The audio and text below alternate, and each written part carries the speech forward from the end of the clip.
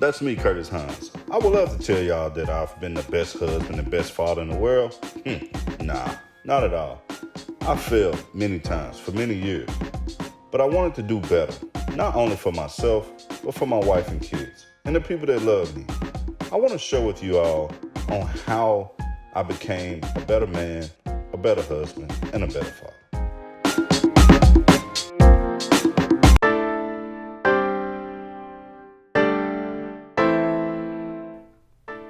Welcome back to Commit to Your Commitment. I'm Curtis Hines. Thanks again for joining me. If you're following me, you already know I'm trying to motivate my guys and my fellas out there, trying to inspire you guys to be a better person, be a better husband, be a better father. Again, ladies, I'm sorry, but hey, I got some other things in store for y'all as well. So, as I continue to talk about knowing yourself, and this week I want to hit on about when is the perfect time to be selfish. That's right, it is necessary to be selfish. Let me explain. I feel like when you're single, definitely, it's a great time to be selfish. When you're, going through a bad relationship and you break up with that person, that makes you single. When you go through a divorce and you're divorced now, that you're single, you're alone, you're by yourself. So yes, those are perfect times to be selfish, to really focus on you. And I say that because I feel like I've witnessed it so many times when guys are jumping in and out of relationships. I know we talk about the ladies doing it, but there are so many fellas out there just in and out of relationships, just rushing it. And I don't understand why. What is the reason? That is the question I want you to ask yourself.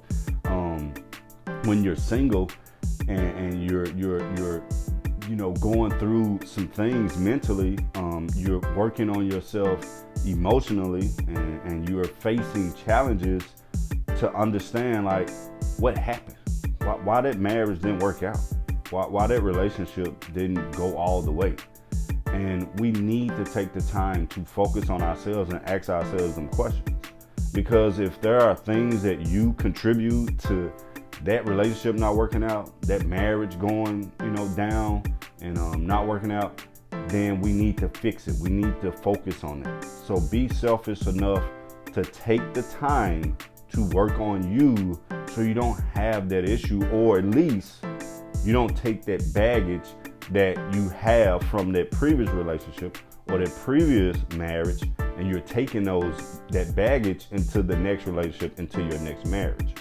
So please take the time to figure out, what did I do wrong, to cause that relationship or marriage not to work? Or what did I do right? Like, hey, what did I do right that I can take into this next relationship and get better, into my next marriage to get better? But if there are things that we are dealing with mentally and emotionally that is challenging us to not be there, whether it's communicating, whether it's finances, whether it's just our past that we tend to, like I said, take into other relationships that's causing us not to be the man or be that person, to be that lover, to be that supporter, that protector, then we're just fooling ourselves. We're wasting people's time. You're wasting that woman's time. You're wasting that next person's time because you don't want to face that person or face that guy that caused all this trouble, or that's dealing with so many things on the inside that you need to handle, that we need to figure that out. Because when you don't face those challenges that you have within yourself, what you're doing is you're spoiling yourself. And I like to say that, you're spoiled.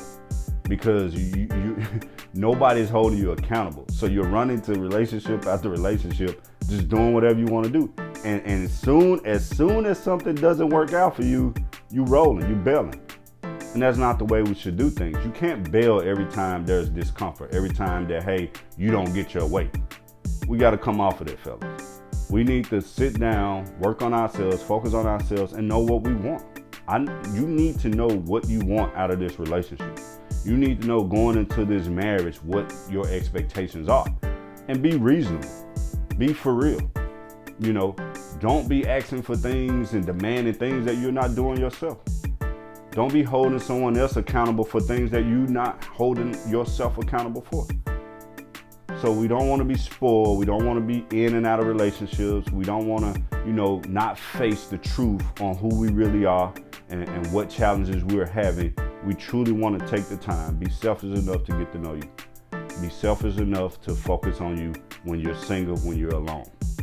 And hey, if you're in a good, healthy relationship, a good, healthy marriage, and you just need time to kind of reevaluate yourself and refocus on yourself, hey, communicate that with your spouse. Communicate that with the person that you're with.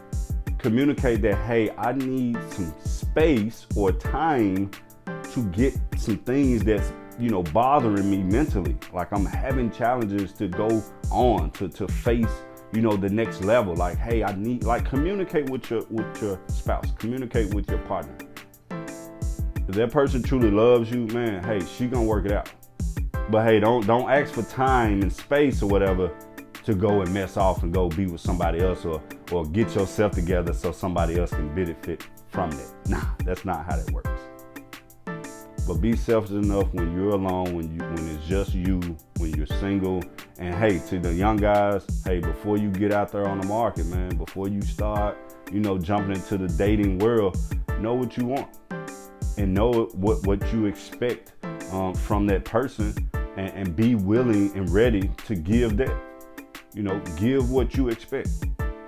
But we have to be selfish enough to make sure that, hey, we're ready and we prepared mentally, emotionally to be able to start dating, to get back into the relationship world, to go, into this next marriage prepared and not bringing an extra baggage.